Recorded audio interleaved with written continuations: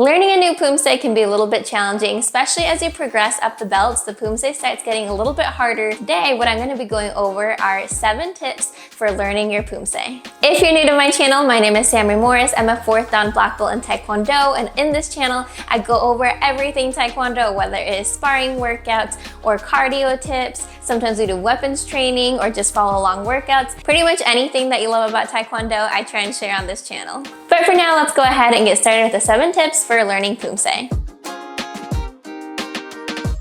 Tip number 1, break the Poomsae down into smaller sections. So what I mean by this is anytime that I'm teaching a Poomsae to a new student, or honestly if I'm learning it myself, I like to make sure that I don't learn more than 2 steps at once. So if I'm teaching in class, what we'll do is we'll go over 2 steps and then we will work on those, focus on the stances, focus on the strikes, where they're aiming, everything about them for 2 moves, and then once those are down, we add on 2 more.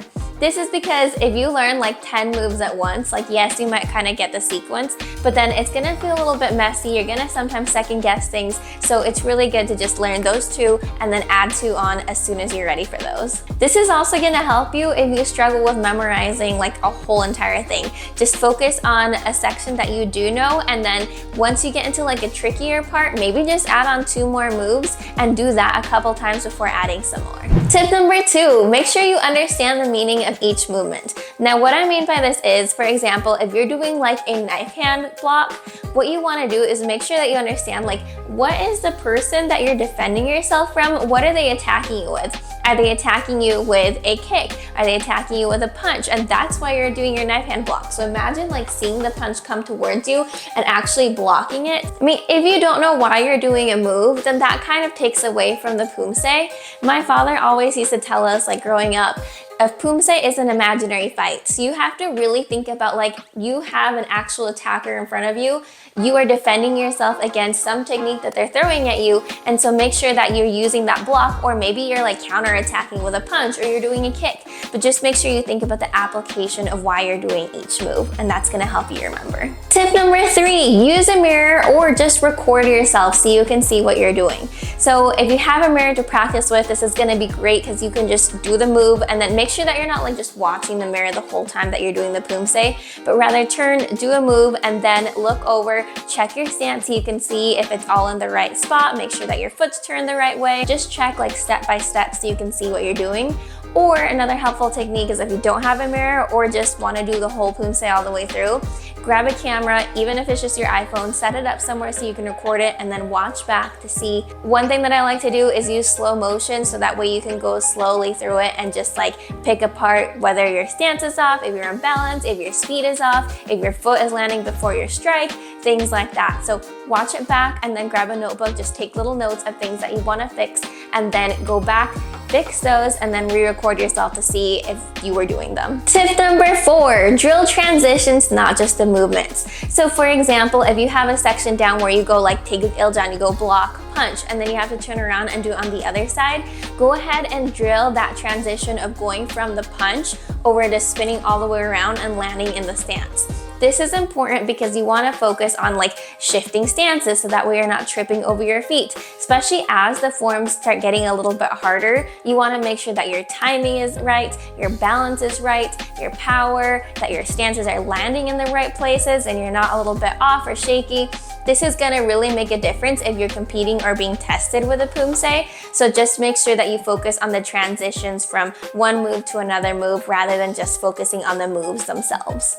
Tip number 5, train just the footwork separately. So what you can do is go ahead and bring your hands over to chamber position and just work on the Poomsae moves like the stances.